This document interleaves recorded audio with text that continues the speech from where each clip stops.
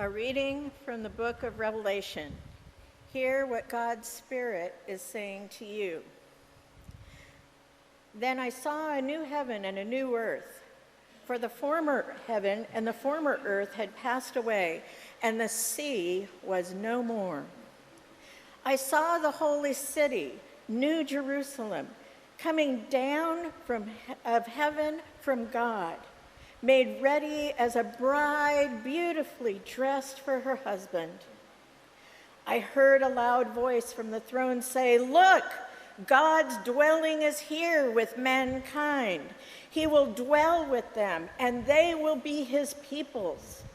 God himself will be with them as their God. He will wipe away every tear from their eyes. Death will be no more. There will be no mourning, no crying or pain anymore, for the former things have passed away." Then the one seated on the throne said, "Look, I'm making all things new." He also said, "Write this down, for these words are trustworthy and true." Then he said to me, "All is done. I am the Alpha and the Omega, the beginning and the end. To the thirsty, I will freely give water from the life-giving spring." Here ends the reading of words that give us insight on God. May God grant to us wisdom and courage for interpretation. Comic-Con Sunday, yay! It's no surprise for those of you who have been here for a while, you know that Pastor Caleb and I are both geeks at heart. We love all things comic books and fantasy world. I think I delve a little bit deeper and I love video games. I used to play a lot of video games before I had kids, before I got married. It's just a world that I absolutely love, no matter how cool I may seem on the outside. I'm a total geek at heart. Just kidding.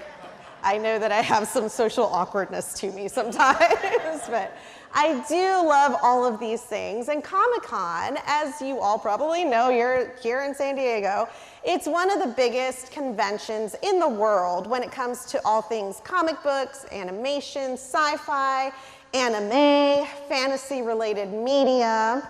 And we have the honor of hosting this convention every year here in San Diego. And actually, one of our members is the head of the convention center, Leah's husband, Rip Ripito, who preached last week.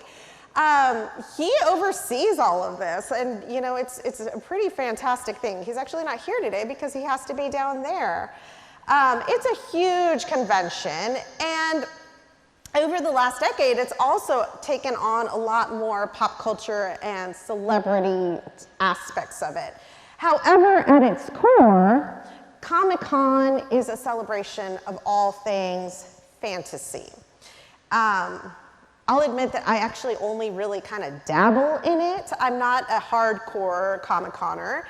I don't always have the budget, and I have a hard time being patient lining up for tickets back in the past and then buying the tickets and all that. But I have attended several times over the last 20 years.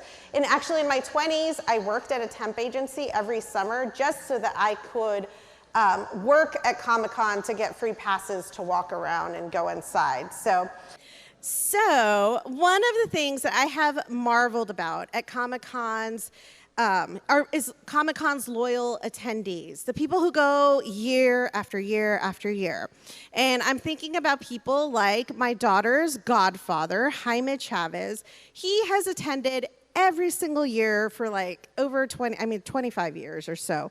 And he's not alone. There are a lot of people who go year after year. And ever since him and his wife had children, they've attended every year together as a family. And it is so cool to see the community that they've built, the people that they've met. I mean, friends become family. They get together at all these cons like WonderCon, Comic-Con, all these cool celebrations. And they've built a community of friends and family from across the world. And if you're online, you see some of these online forums where people from like Australia and other parts of the world come and get together year after year, and they look forward to this celebration, and it's a big deal to them. They engage in cosplay like we did here today, in role-playing games, they attend panels and cool events, and there's just so much community. And we've been talking a lot about community here today. In addition, in between all of these events, you will find many of these individuals gathering at local events, either anime watch parties or game nights or movie nights. And it's particularly meaningful because throughout modern times, the people who have normally been associated with reading comic books or playing games, such as Dungeons and Dragons, have usually been dubbed geeks or nerds, right? And not surprisingly, they have tended to have a stereotype. They tend to be stereotyped as some of the most marginalized communities in schools. If you watch just about any teenage sitcom or movie and drama, you'll see very black and white stereotypes about some of these students. They're usually portrayed with a lot of negativity, where they're being made fun of.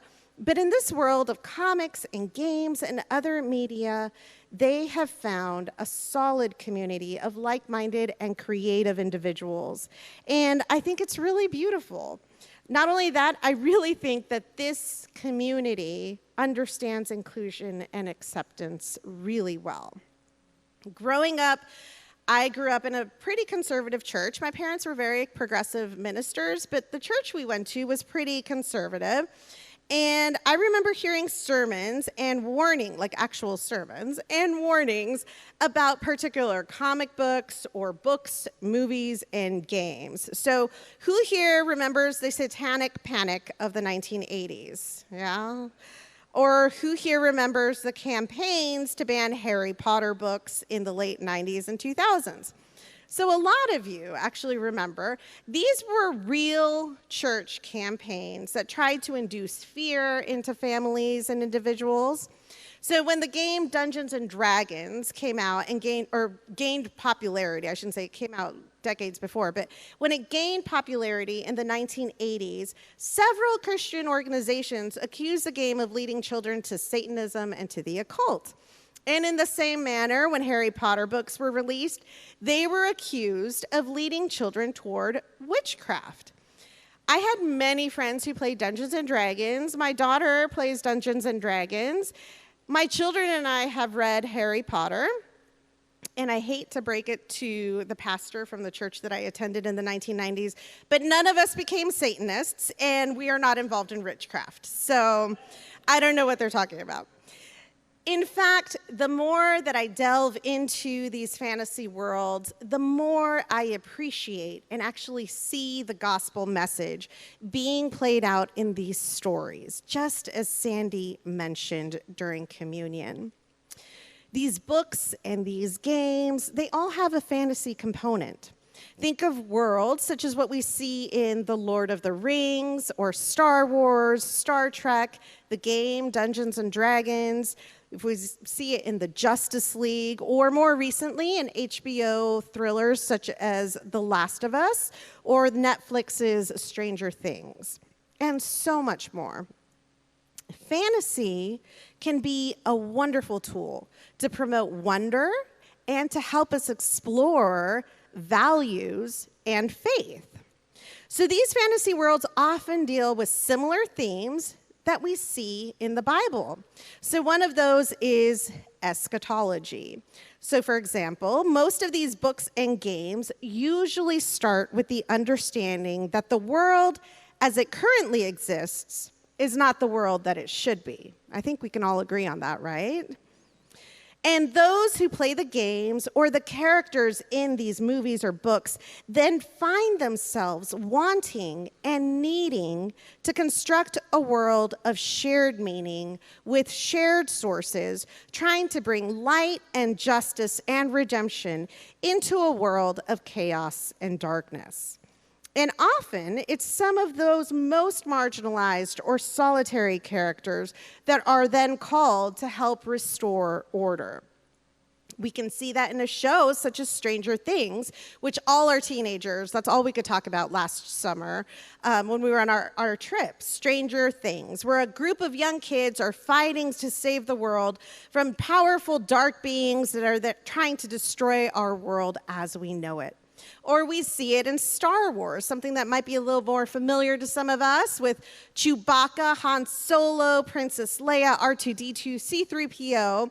They all come together working to help and support Luke Skywalker, who is the chosen one, as they fight the evil empire. Or in Lord of the Rings, where a group of unruly giants, elves, wizards, and hobbits who would never work together all come together to help Samwise return the ring to where it belongs before their worlds are destroyed.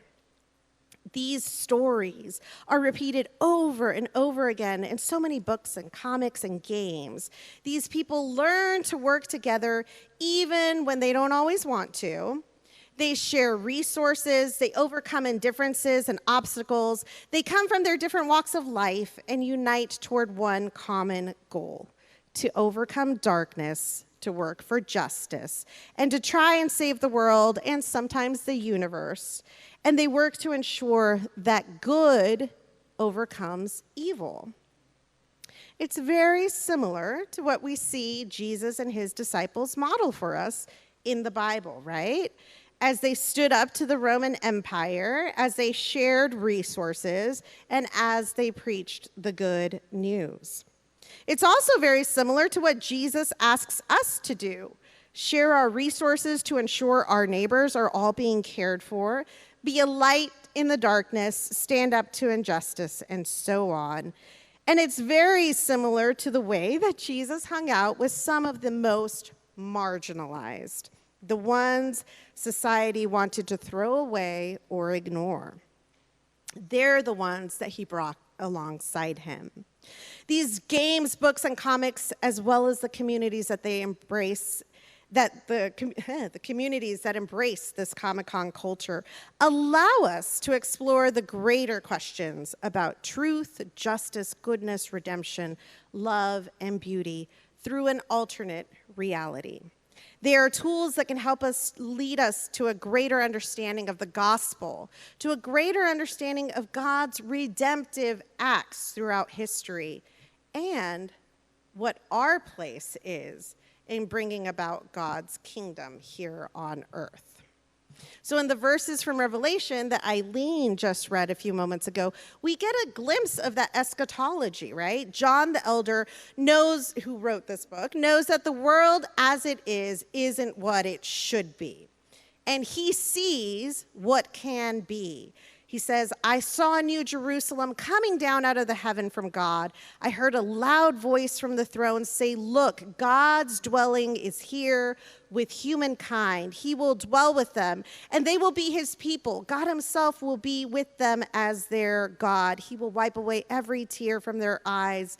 Death will be no more. The one seated on the throne said, look, I am making all things new.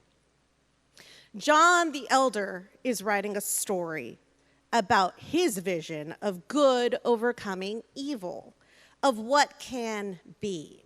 And unfortunately, these verses have been misinterpreted over the last decades to mean that a new Jerusalem and a new world is to happen after Jesus' second coming, that God would begin a new and more perfect world after that.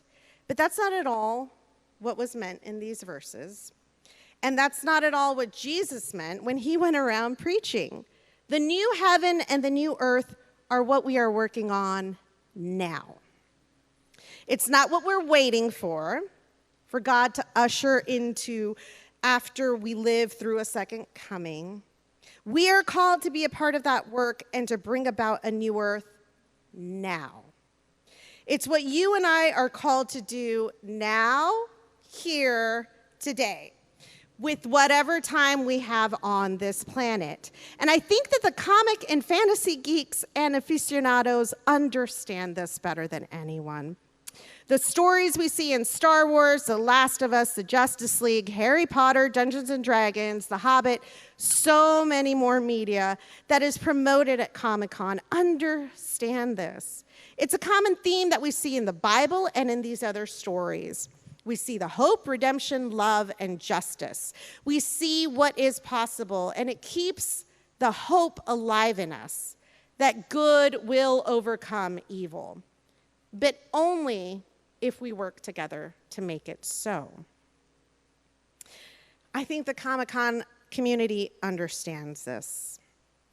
And we as followers of Jesus should also understand that we are called to be a part of that motley crew of outsiders and loners who help usher that hope and love into this world.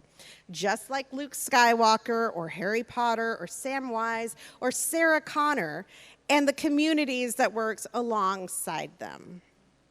I will say this again. I love celebrating Comic-Con and the entire culture behind it because these games, books, and comics all allow us to explore greater questions about truth, justice, goodness, love, beauty through an alternate reality.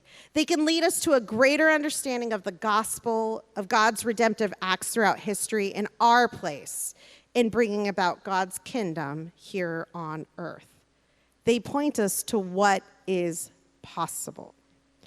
So as you know, last week in Chicago, I was with the teens, with our partner organization, Be the Neighbor, that provides youth with faith-based learning opportunities throughout the nation. And over the past few years, when we've gathered during these weeks, we repeat a special litany that easily brings me to tears. You see, during the weeks that I travel with our youth, I see a world that is possible. Between the service organizations that we work with and that we learn from, to seeing our teens interact with one another. And I know our teens, youth, I should say in general, usually get a bad rap, but there is so much more hope I see in them for our future.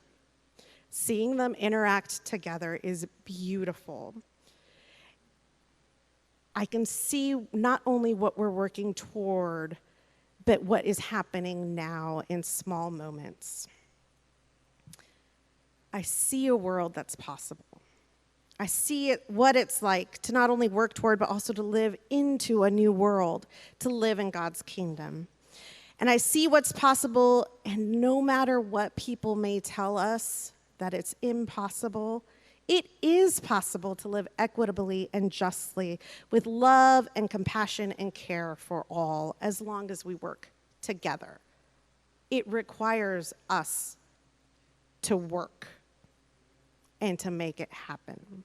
So between my service trip, Pride weekends, and my weekends at Comic-Con, back to back, I see a world that's possible, y'all.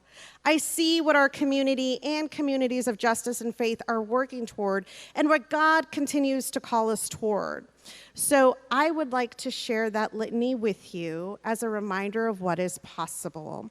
I would like to ask my Comic-Con friends to line up here in the front and help me read this. And as we read this litany, we will ask you to read the lines that are in bold.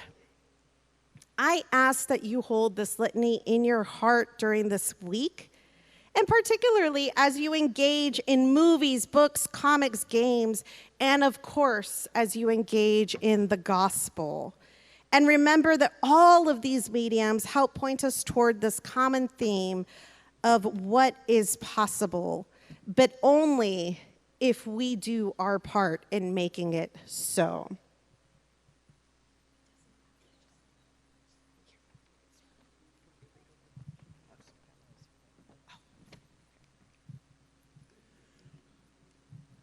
A world where hunger and homelessness are no more and everyone has what they need to thrive.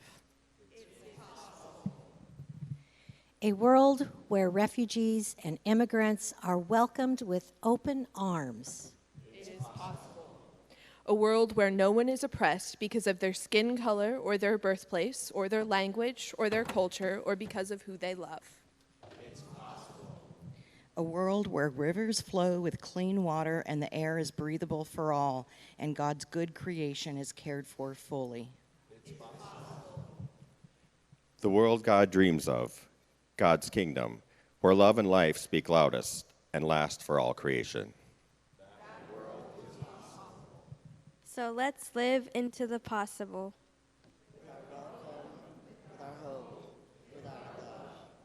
Let's go out, beloveds of God, seeking justice and love for all of our neighbors, because when we do, God's dreams become our real possibilities. Friends, it is possible to build this world, and I know that you are doing a beautiful job at it. Let's keep working towards that world and God's dream, make God's dream possible. Thank you so much, friends.